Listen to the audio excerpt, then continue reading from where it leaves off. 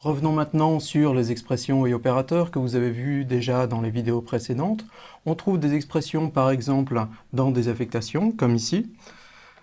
L'expression se trouve forcément à droite du signe égal et va calculer une valeur qui doit être du même type que la variable qui se trouve à gauche du signe égal, puisque l'affectation va donner la valeur calculée par l'expression à la variable.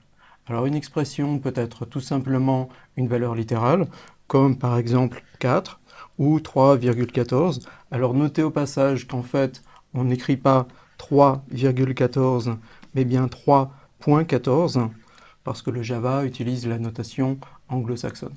Mais plus généralement, une expression est une formule mathématique qui met en œuvre des opérateurs, comme ici, où je multiplie la valeur de la variable n par elle-même. L'étoile est le symbole pour la multiplication, j'obtiens donc ici tout simplement n carré. Et plus généralement, une expression peut mettre en œuvre plusieurs opérateurs ou des parenthèses, donc exactement comme une formule mathématique. Le type des expressions est donc important, et il est donc aussi important d'être conscient que les valeurs littérales ont leur propre type, exactement comme les variables. Par exemple, si j'écris la valeur littérale 1, cette valeur est de type int.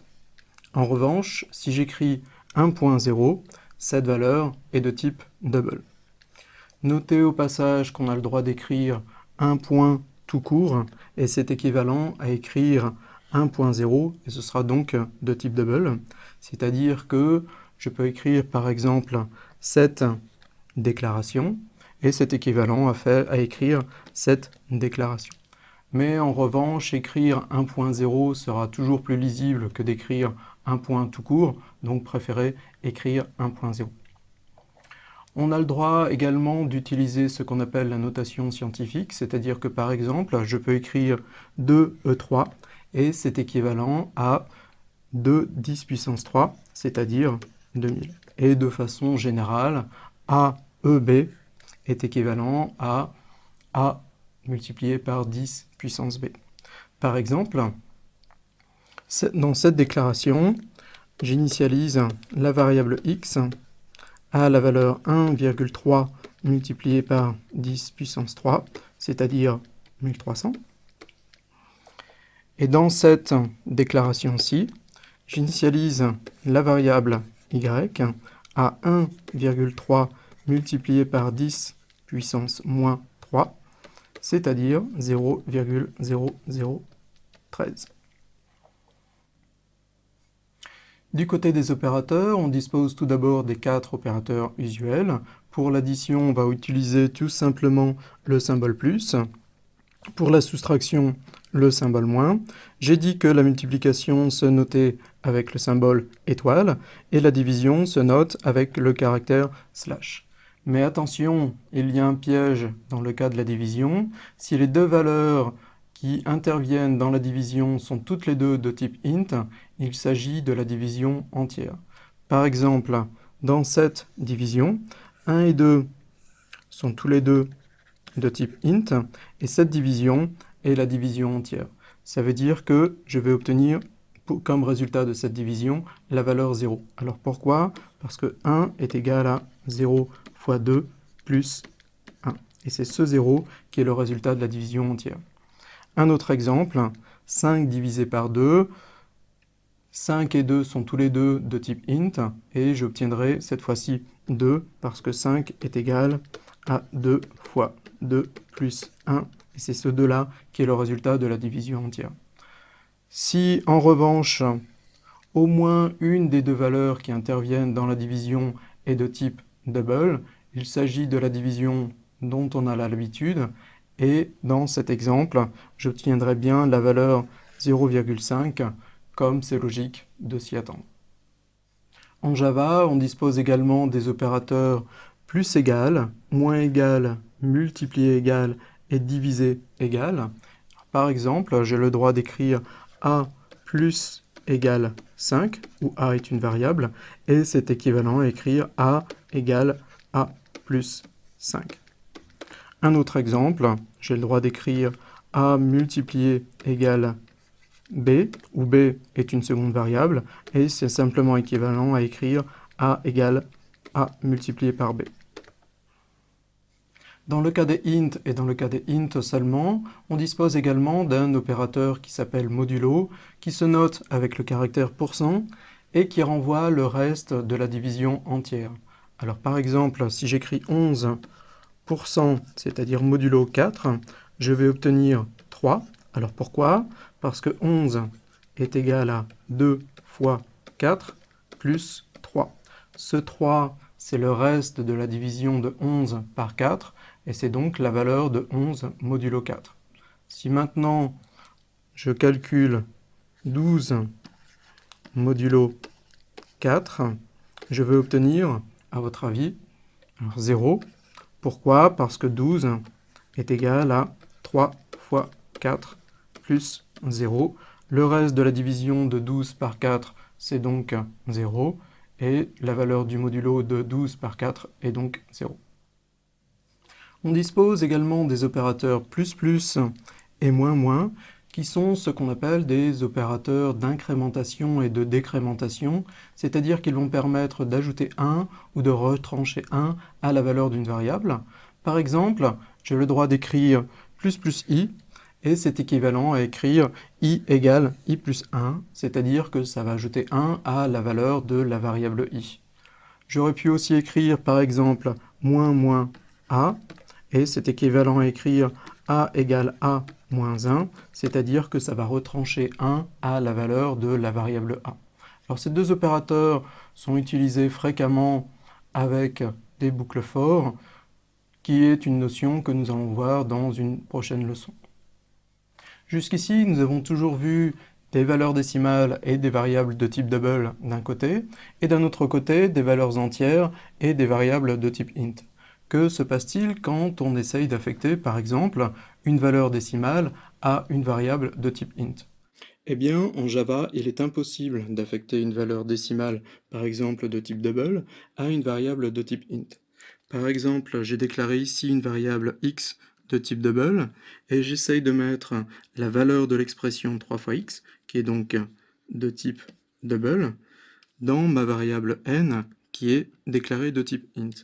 Eh bien, le compilateur va refuser de compiler ce code, et va produire le message d'erreur possible loss of precision, qui dit que si je fais cette affectation, eh bien, je perdrai la valeur qui est après la virgule.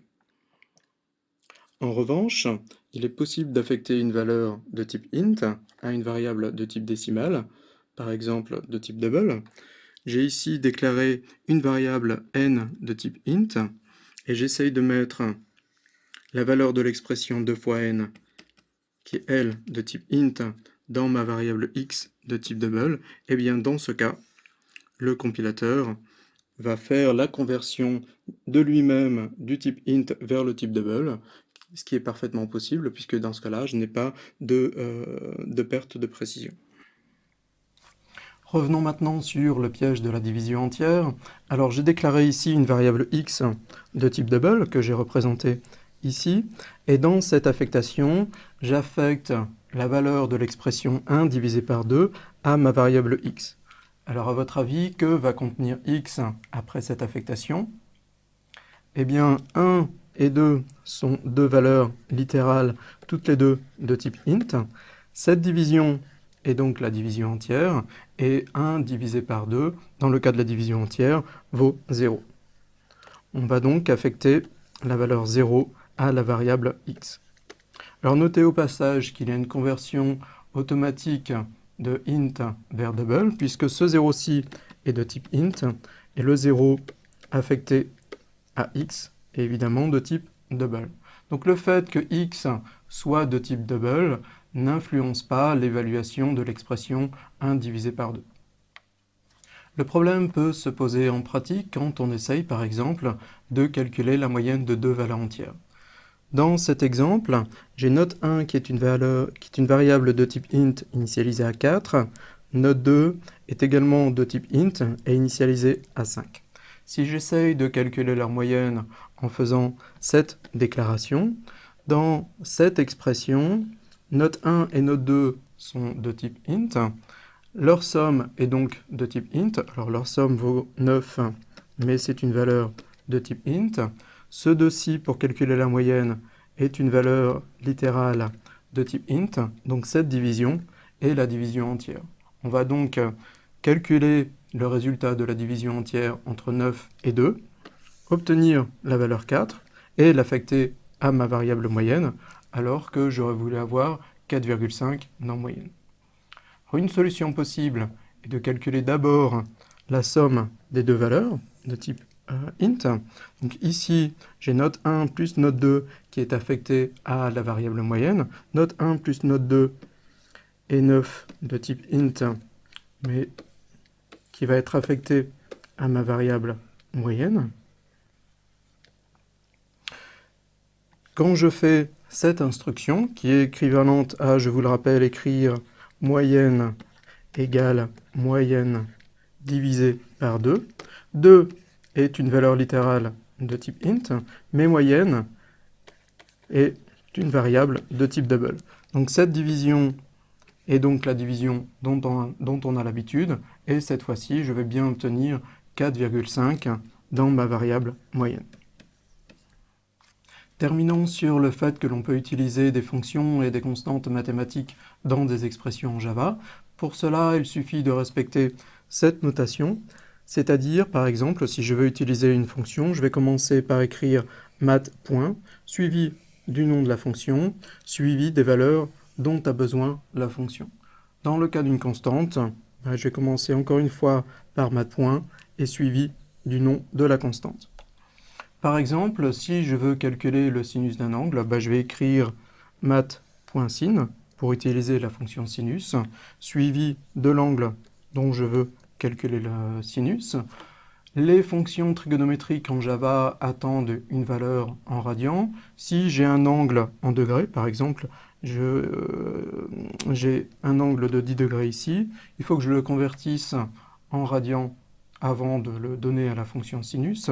Pour cela, il me suffit de le multiplier par pi et de diviser par 180. C'est ce que j'ai fait ici. Pour obtenir la valeur de pi, j'écris simplement math.pi. Alors notez au passage que cette division n'est pas la division entière, mais bien la division dont on a l'habitude, parce que math.pi est de type double. Et vous trouverez l'ensemble des fonctions disponibles en Java en suivant cette URL.